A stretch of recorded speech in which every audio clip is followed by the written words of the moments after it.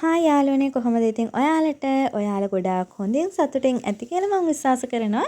ඉතින් මම ගියා අපේ වත්තේ ඇවිදින්න පොඩ්ඩක් මොනවද මට එකතු කරගන්න පුළුවන් කියලා බලන්න. ඉතින් පළවෙනියට මම ගියේ සියඹලා ගහ ළඟට.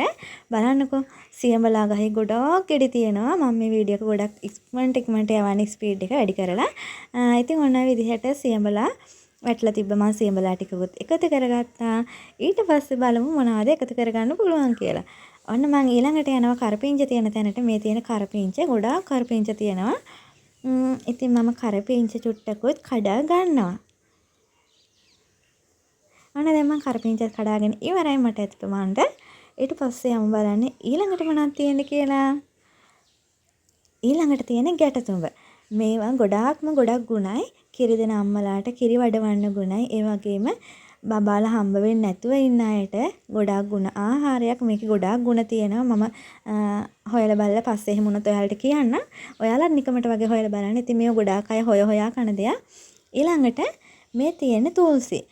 තුල්සි වලට තව නමක් කියනවා. මට ඒ නම නම් හරියට මතක නෑ. ඔයාලත් පොඩ්ඩක් මතක් කරලා කියන්න දන්න කෙනෙක්. ඔය තියෙන තුල්සි යායක් තියෙනවා ඉතින්. මම ඇත්තටම නම් හෙව්වේ මෙන්න මේවා. මේ තියෙන්නේ ඉරමුස.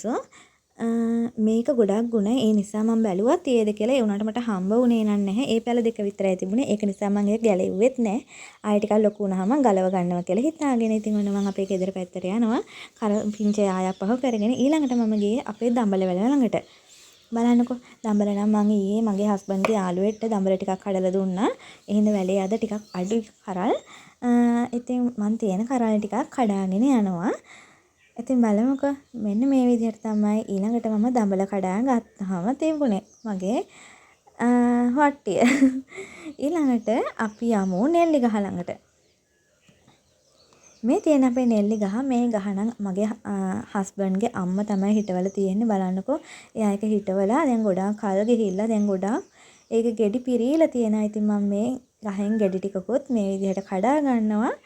ඉතින් ඒ ටිකක් කඩාගෙන ඊළඟට අපි යමු මගේ එළවලු කොටුව බලන්න.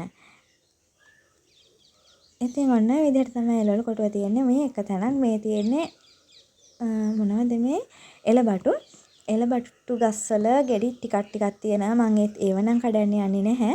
ඊළඟට මම යනවා කහපාත්තිය බලන්න. කහපාත්තියත් ටිකක් තියෙනවා හොඳට හැදිලා. ඊළඟට කොස් ගහ ළඟට ගියාම කොසුත් පොඩි ගැට හැදිලා තියෙනවා. ඉතින් මම ඒකත් පහ කරගෙන ආයේ ආවා එළවලු පාත්තිය පැත්තටම. ඉතින් මෙන්න මේ විදිහට තමයි මගේ එළවලු පාත්තිය තියෙන්නේ. මේකට වතුර දාන්නවත් තනකොළ සුදු කරන්නවත් ප්‍රේම නෑ පහුගිය ටිකේ. ඒ නිසා ගොඩක් මැලවිලා එහෙම තියෙන්නේ. මට අදත් වතුර නම් දාන්න බැරි වුණා.